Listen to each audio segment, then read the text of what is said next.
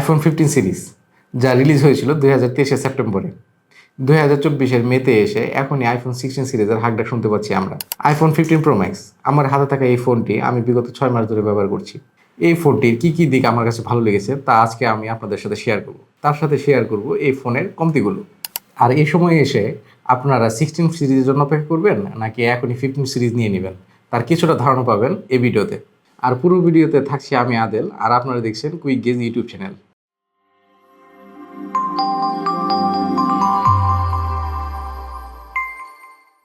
13 বা 14 প্রো সিরিজের এই মডেলগুলোতে স্টেনলেস স্টিল ব্যবহার করার কারণে এই ফোনটি অনেকটাই ভারী ছিল।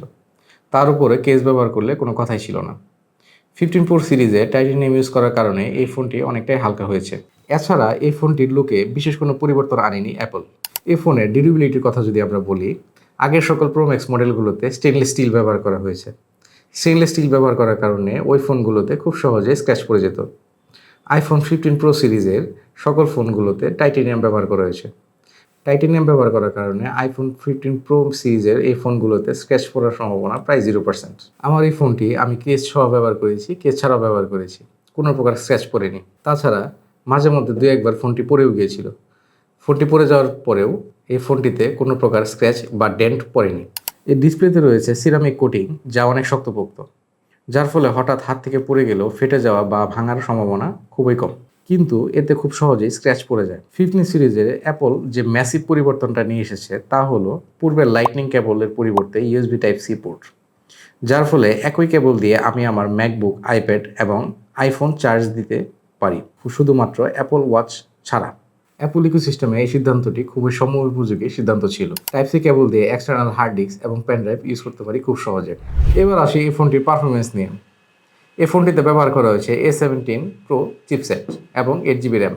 আসলে অ্যাপলের পারফরমেন্স নিয়ে তেমন কিছু বলার নেই, কেননা অ্যাপল সবসময় তার গ্রাহকদের বেটার পারফরমেন্স দিয়ে এসেছে। গেমিংয়ের ক্ষেত্রে পাবজি সহ 90 FPS সকল গেমই খুব সহজে স্মুথলি খেলা যায়। এছাড়া কনসোল গেমও খেলা যায়। এতে শক্তিশালী জিপিইউ ব্যবহার করা হয়েছে। প্রথম দিকে গেমের সময় কিছুটা হিটিং ইস্যু ছিল, আপডেট দিয়ে কিছুটা হিটিং ইস্যু কমেছে। অ্যাপলের ডিসপ্লে অনেক দুর্দান্ত।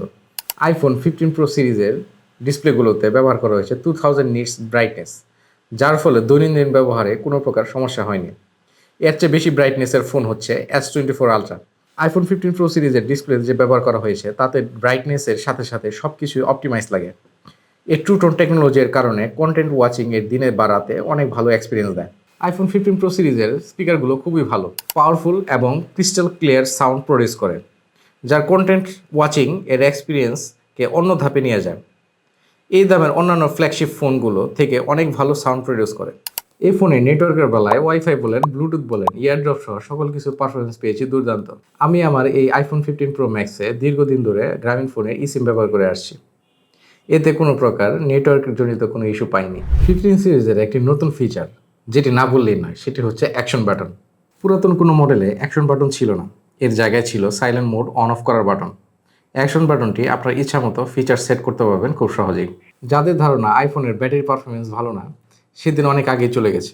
ব্যাটারি হেলথ ও চার্জিং ক্যাপাসিটি আইফোন 15-এর আগের সকল সিরিজ থেকে দ্বিগুণ করেছে অ্যাপল, যার কারণে আগের সকল সিরিজ থেকে ব্যাটারি ব্যাকআপ বা ব্যাটারি হেলথ প্রোভাইড করে আইফোন 15 সিরিজ। আইফোন 15 সিরিজের সর্বোচ্চ 27 ওয়াট চার্জিং সাপোর্ট করে। চার্জিংয়ের সময় কিছুটা হিটিং ইস্যু আছে, আপডেট দিয়ে এই হিটিং ইস্যু সলভ করতে পারে অ্যাপল।